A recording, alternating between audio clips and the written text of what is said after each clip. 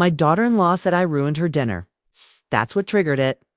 Not some huge argument, not a long history of resentment spilling out all at once. It's just me. Apparently ruining her perfectly planned family dinner because I had the nerve to speak up. I had told my grandson, Nate, to lower his voice at the table. He was shouting across the plates, making fun of his little sister for not knowing how to use chopsticks. I calmly told him that was rude. That was it. Alyssa's face changed like a switch flipped. She slammed her fork down, stood up from her seat like she was preparing for war. And before I could even say anything else, she was yelling. "You just couldn't help yourself, could you?" she snapped. "You always find a way to make everything about you. Hold on a moment before we move forward. Let us know where in the world you're watching from. And if you're loving these stories, don't forget to hit subscribe. Tomorrow's episode is going to be absolutely mind-blowing." I looked at my son Ryan, hoping he'd step in. He didn't. He just kept chewing. That's what still sticks with me. He didn't even blink. Like I didn't exist. Alyssa came around the table so fast I couldn't process what was happening. She grabbed my arm. Her fingers dug into my skin and she shouted again. "Do you know what it's like planning a nice meal and having it ruined by your passive-aggressive comments?" She screamed. I tried to pull my arm free. And then her other hand hit the back of my neck and shoved me forward. My forehead hit the edge of the table so hard that my vision went white for a second. I felt blood, warm, immediate. I heard Nate gasp. Even he looked shocked, but Ryan didn't move. Not even then. I stood up, my knees felt like jelly, my hands trembled. I went straight to the bathroom, locked the door, and ran cold water over my forehead. The blood wasn't pouring, but it was enough to sting and make me dizzy. I pressed a towel to my head and stared into the mirror. I didn't even recognize my face. I looked pale, small, not like myself. I stayed in there for 15 minutes until I heard the chairs scraping in the dining room and Alyssa's voice telling the kids to get ready for bed. No one knocked to check on me. I didn't say another word that night. I just walked out, holding the towel to my forehead, past both of them in the living room, and went down to the basement, where they had me set up like a guest in my own son's house. Ryan didn't look at me. Alyssa didn't apologize. Closed the door behind me and sat on the edge of the pull-out couch until morning. I didn't sleep. The next morning, I stood in front of the mirror again. The bleeding had stopped, but a dark bruise had already formed. I wrapped a scarf around my forehead to cover the swelling. I still felt nauseous, but I acted like nothing had happened. I climbed the stairs slowly, made coffee, and started making toast like I always did. Alyssa didn't say good morning. Ryan walked in, glanced at me, saw the scarf, and blinked a little harder than usual. But still nothing. No question, no concern. Just him grabbing his phone and scrolling through emails. "While eating cereal, Mom, don't forget the plumber is coming this afternoon." He said like that was the only thing on his mind. I nodded, didn't say a word. I knew if I opened my mouth, I'd scream. It had been 2 years since I moved in with them. After my husband died, I sold the small house we had shared for 35 years. I didn't want to be alone, and Ryan insisted I come stay with them until we figured something out. I agreed. I thought maybe being close to the grandkids would help me through the grief. But I had no idea that I would slowly stop being a person in this house. At first, I paid for groceries. Then I helped with the electric bill. When Ryan got laid off briefly last year, I offered to help with the mortgage. I transferred $9,000 into his account. Said it was temporary. Alyssa thanked me once. Never again. Now I was just the woman who stayed in the basement, picked up the kids from school, and ruined dinners. That morning, I called the doctor. I didn't tell them everything, just that I hit my head. They asked me to come in. I took a ride share. Without telling anyone, got my forehead checked, got bandages and paperwork, and a quiet look from the nurse that said she probably understood more than I told her. When I came back, no one noticed I'd been gone. That night, I pulled out my old metal lockbox. Inside were the original documents from the sale of my house, the bank records, The transfer of funds I had sent Ryan for the down payment of this very house. 'Cause no one ever talks about it anymore. But this house, it was mostly my money. I gave them almost $70,000 from the sale of my home. We had agreed back then that I'd be a part owner, a promise made over coffee, never formalized. I trusted them. That was my mistake. Now I sat in the basement with the bandage pressing into my skin. The echo of the table slam still fresh in my ears, and I finally saw the situation clearly. They didn't see me as family. They saw me as a resource, something to use. And now that I was in the way, Alyssa had stopped pretending. I opened my laptop and began searching for local legal clinics that offered free consultations. I didn't know yet what I could do, but I was going to find out because something had broken in me that night, and I wasn't going to let that blood be for nothing. The morning after I got back from the doctor, things at home were strangely quiet. Alyssa didn't speak to me. Ryan said good morning, but it felt forced, like he was trying to act normal while walking over something cracked beneath his feet. The kids were gone, early school field trip. That gave me a few hours alone in the house, which had become a rare thing. I went upstairs to the kitchen and poured myself a cup of coffee. I could hear Alyssa in the bathroom blow-drying her hair. Ryan was already gone for work. I stood at the kitchen table, looking at the surface. It's the same one where my forehead had made contact less than 48 hours earlier. There was no visible mark, not a drop of blood. She had cleaned it. Of course she did. I brought my coffee downstairs and pulled out the documents again. The original closing papers from when they bought this house 4 years ago. I had helped them find it, had gone to the inspection, the bank meetings, everything. Back then, they were overwhelmed. Alyssa was pregnant with their second child. Ryan had just started his new job. I told them I would help, and I did. I sold the only thing that belonged fully to my old house in Cincinnati, the one I'd built a life in with Harold. I never expected to live with Ryan and Alyssa forever, but I trusted their promise. I gave them $68,400. It covered most of the down payment and the closing costs. I have the bank transfer receipt. I have the notarized email agreement, the one Ryan sent me from his work email saying, once things settle down, we'll get your name on the title. I never followed up. That was my mistake. Around noon, I called the local legal aid office. I spoke to a woman named Teresa who told me to come in the following Monday with any documents I had.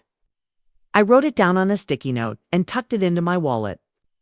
I didn't tell Ryan or Alyssa. I started scanning the papers on my phone in case anything disappeared before then. That afternoon, when the plumber arrived, I stayed quiet, watching from the stairwell as Alyssa pointed out what she wanted upgraded. New fixtures in the guest bathroom upstairs. She was smiling, laughing with the man. Then I heard her say something that stopped me cold. We're thinking of turning the basement into a full rental. Separate entrance and everything. Fingers went cold. I stayed frozen on the third step, gripping the railing. She wasn't just trying to ignore me. She was planning to erase me. That night, I made dinner for the kids' spaghetti, their favorite.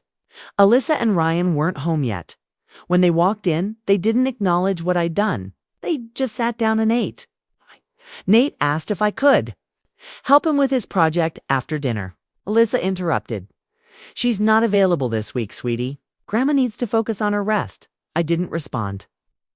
I just looked down at my plate and chewed slowly. They had no idea I was already gathering everything I needed. Monday morning, I took the bus to the legal aid office. It was a plain brick building across from the public library. Inside, Teresa met me at the front desk. She led me to a small room with a metal table and a stack of folders already prepared. You brought documentation, she asked. I handed her the envelope I had organized. Bank receipts, the email, photos of bruises on my forehead.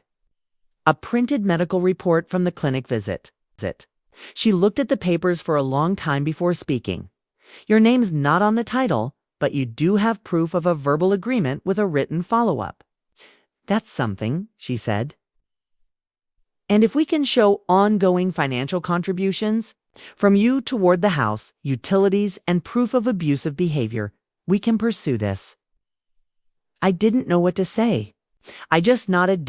Then she added something that made my stomach tighten. "You might qualify for an emergency order granting you temporary control over the property, especially if we show evidence that your living arrangement has become hostile or unsafe." I hadn't even known that was possible. She took photos of my documents, made copies, and handed me a checklist of things to gather next. Text messages, more photos, witness accounts, if I had any. I didn't have witnesses, no friends. In town, no one ever came to visit. But I had the kids' drawings, the ones with grandma scrawled across them. I had receipts for groceries, utility bills, the Venmo log where I transferred money to Ryan's account every month for shared expenses.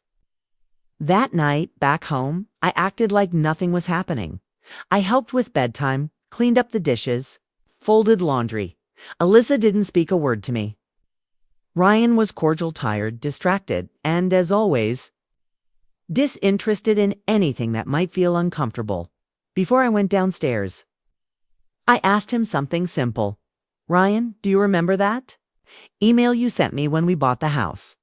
He looked up from his phone. "What email? It's the one where you said you'd add me to the deed once everything's settled?" He frowned. I don't know. That was years ago. What brought this up?" "I was just thinking about security for the future." He shrugged. "We'll talk about it another time." But I knew he wouldn't. He was already avoiding it.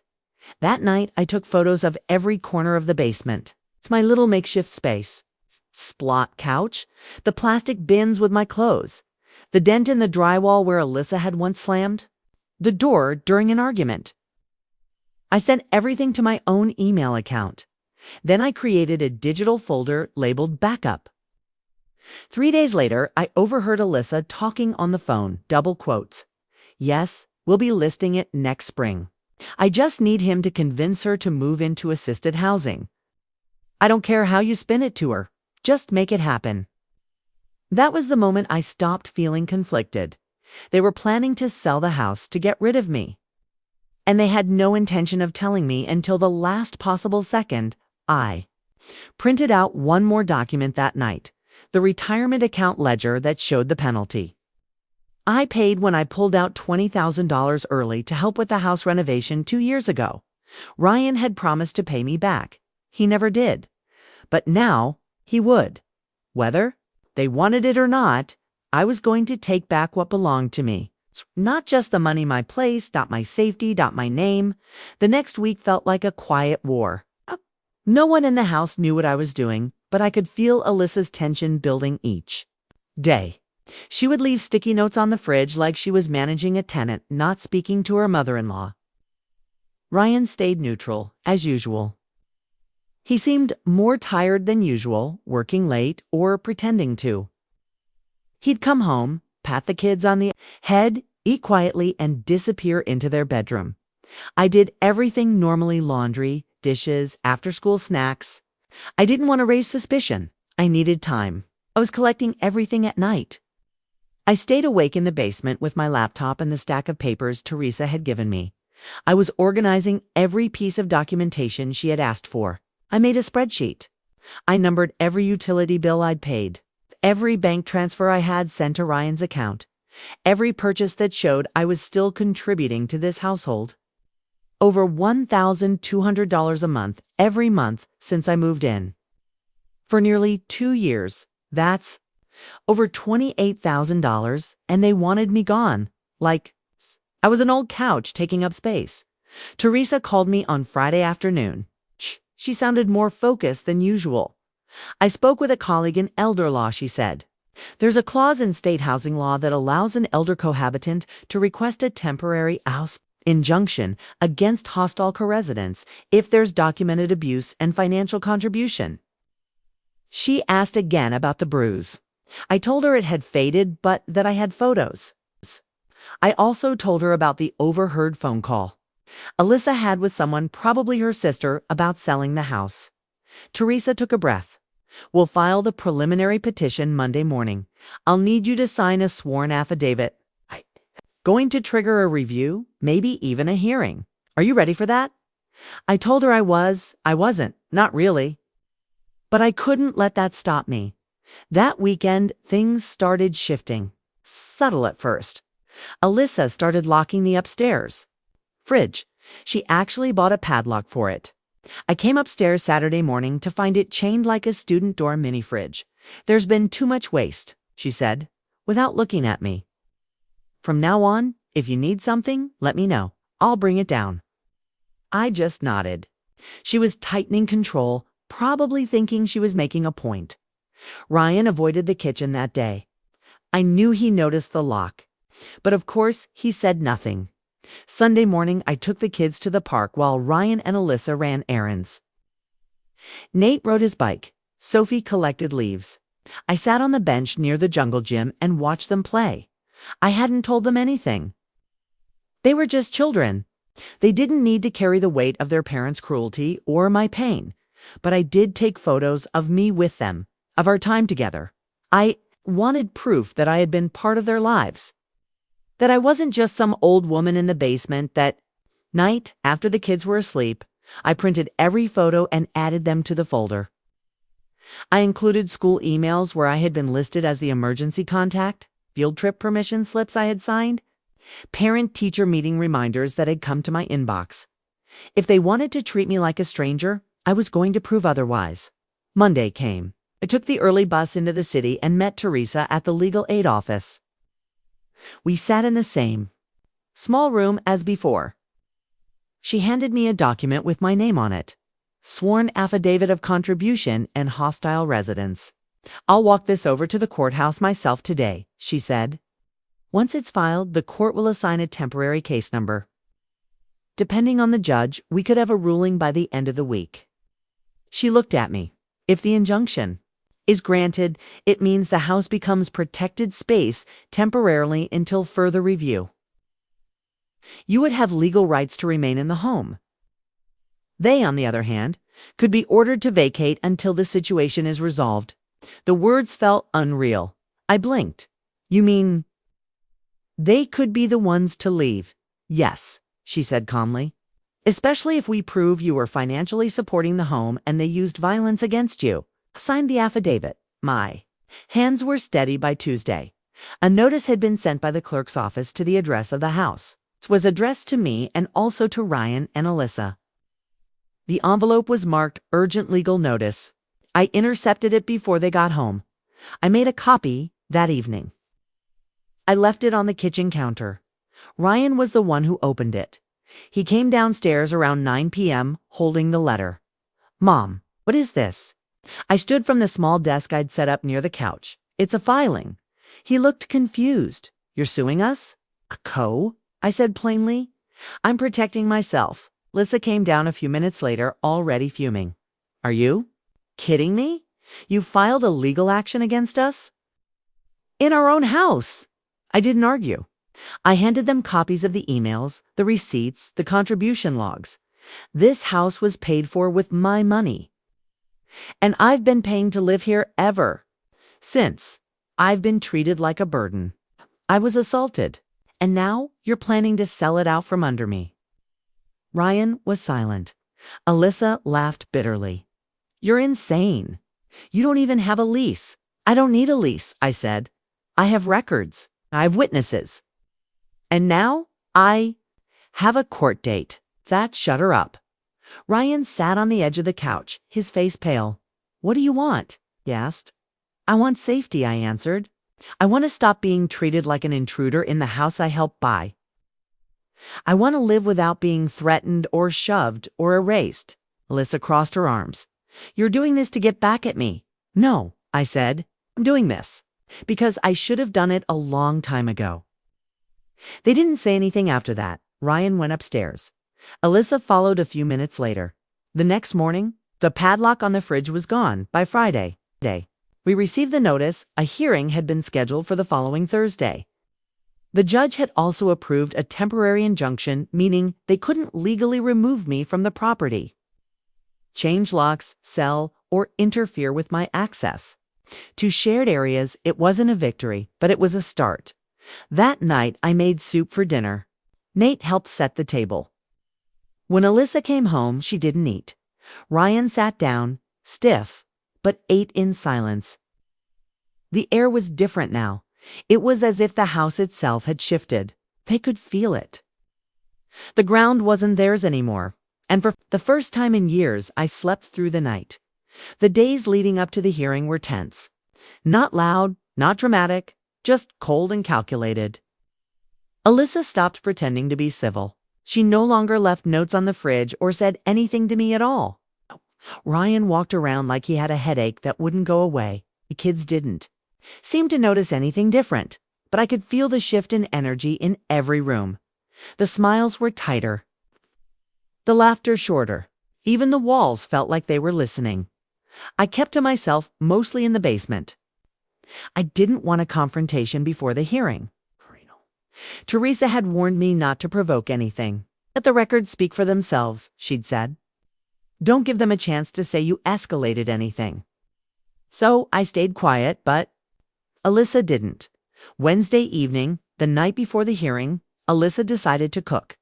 A full dinner roast chicken, mashed potatoes, green beans. She even pulled out the nice table runner and lit candles. I didn't want to sit at the table. I almost stayed downstairs, but Nate came down himself. Grandma, Mom said everyone needs to come up. It's a family dinner. His eyes were innocent. He had no idea, so I went upstairs, washed my hands, and sat down across from Alyssa. She served my plate last. Ryan didn't look up. The kids talked about school. Sophie said she was learning how to count money with fake bills. Nate complained about gym class. The food was hot and smelled good, but I barely touched it. Halfway through the meal, Alyssa put her fork down and wiped her mouth with a napkin. So she said, her voice calm but cold, "Tomorrow's the big day, isn't it?" Respond. Ryan shifted in his seat.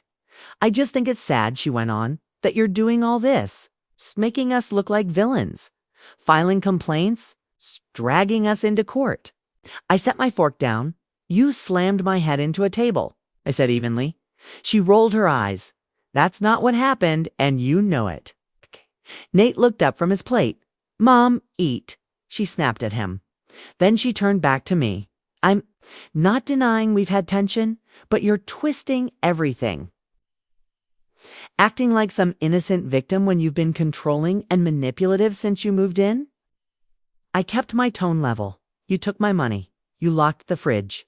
You told someone you planned to have me moved into assisted housing." She didn't flinch. I was protecting my family. Sophie dropped her spoon. Ryan finally spoke. "Can we not do this now?" "No," I said. "Let's do it now." I turned to the kids. "I'm sorry you're hearing this, but I want you to know that I never planned to hurt anyone. I loved living here when it felt like a home, when I helped with homework, when I watched your games, when I paid the mortgage because I thought we were in this together." Alyssa's voice was sharper now. "You don't live here. You occupy space. There's a difference." I stood up. "I wasn't going to sit through the rest. You'll see tomorrow what a court thinks of that difference." As I turned to leave the table, Alyssa stood up fast behind me. "Don't walk away from me when I'm talking." I paused at the doorway. My hand gripped the wood frame. "Don't touch me again," I said quietly. The room fell silent. Ryan didn't say a word. I went downstairs and locked the door behind me. I didn't sleep that night. I laid awake listening to every creak of the floorboards above, every whisper, every drawer closing. I packed a bag in case something happened. Just basic clothes, medications, documents. Not because I planned to run, but because I wasn't taking chances anymore.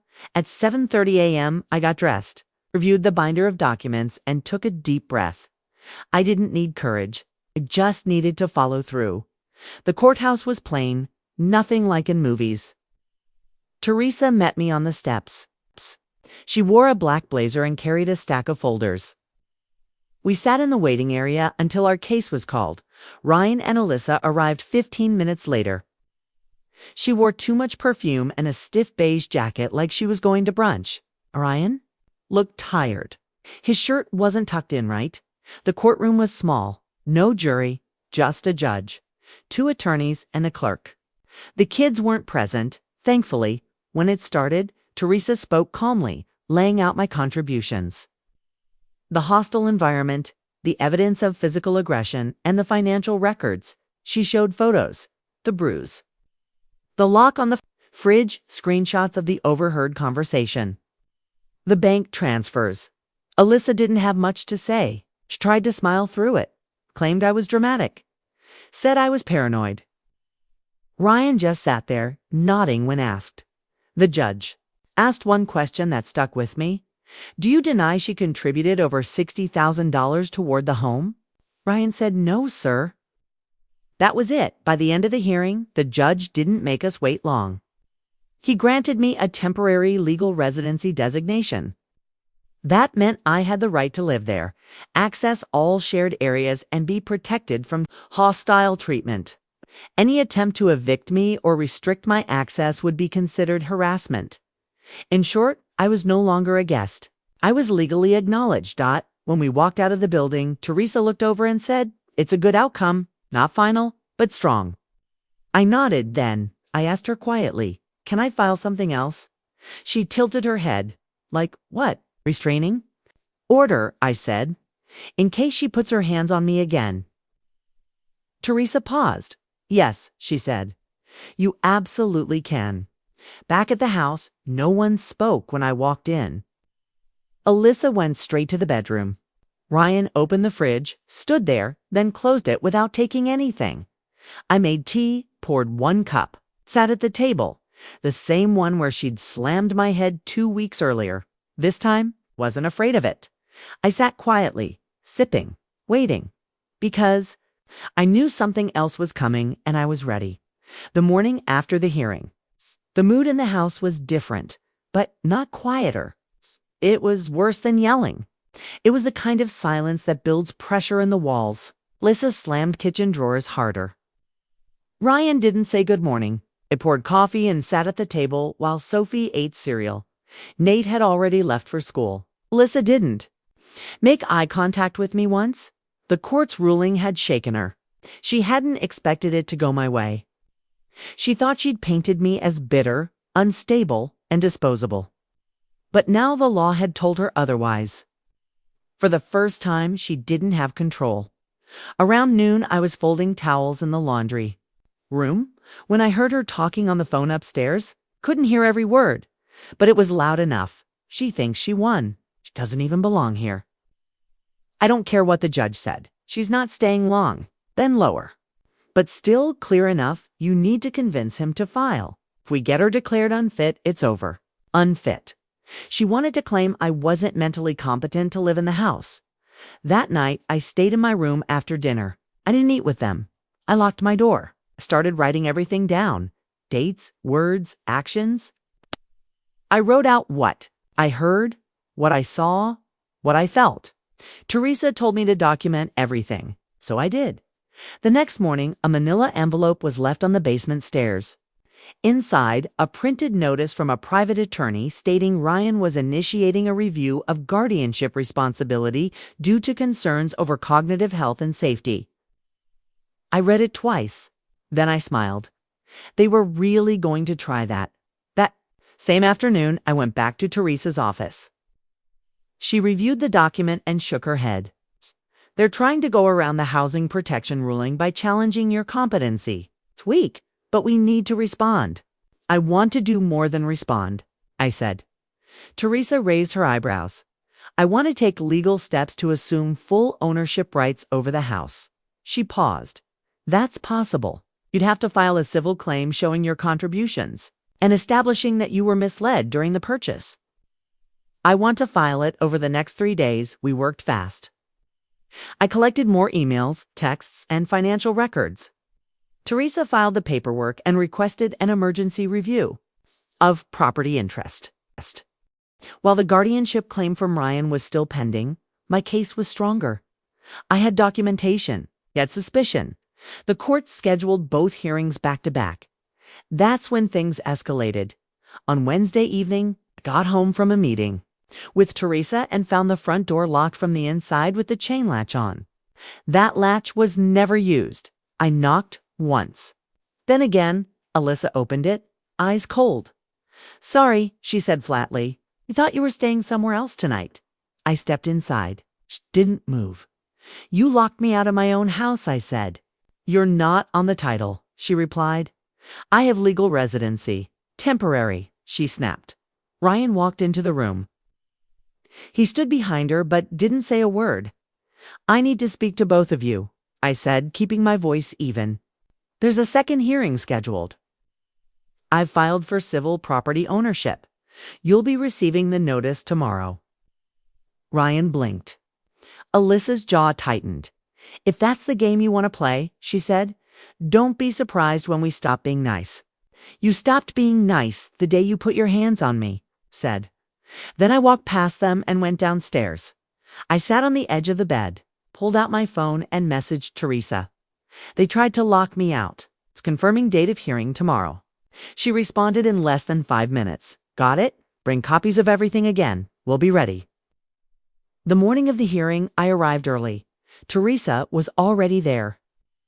She had a full binder prepared. Ryan showed up alone. No Alyssa. I didn't know if that was her idea or his, but it didn't matter.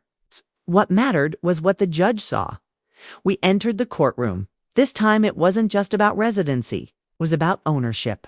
I listened as Teresa laid out the full history. My down payment, my monthly financial support, the documented abuse, and the verbal agreement to include me on the deed. Ryan tried to argue that it was all informal. Nothing was in writing. He said to Teresa handed the judge the email he sent me 4 years ago. "We'll get your name on the title once everything's settled." The judge read it silently, then looked back at Ryan. "Was that your message?" Ryan nodded. "Yes, but it was just a courtesy." "No," the judge said. "It's an acknowledgement. You made a financial agreement, and now you're reneging on it." At the end of the session, the judge didn't issue a ruling yet, but he did issue a statement. No changes to the property, no removal of any resident, no sale, no harassment. Until the final ruling, Ryan didn't look at me once when we left. I took the bus home when I walked into the house. Alyssa was in the kitchen. "How'd it go?" she asked, not looking up from her phone. "You'll find out soon enough," I said. She scoffed. "You're wasting your time. No one is going to give you this house." "I already gave it to you," I said, "and now I'm taking it back." 2 days later, Ryan received a letter from the county court stating that a temporary co-ownership designation had been issued, granting me equal legal authority over the house until the civil dispute was resolved. That same day, I called a locksmith. Ryan protested. "You can't change the locks." "Not changing them," I said. "I'm duplicating keys and ensuring my access is protected. It's within my right." Alyssa screamed at me in the driveway. "You'd think you're some kind of victim. You think this makes you the queen of the house now?" "No," I replied. "It just means I'm not invisible anymore." That night, I received an envelope under my door, no name, just a printed message. "If you keep pushing, we'll make sure the kids never speak to you again." I folded it, slid it into a plastic sleeve, and added it to my legal file. Let them keep talking. I was documenting everything. By the end of that week, the house felt like a standoff. We weren't speaking anymore.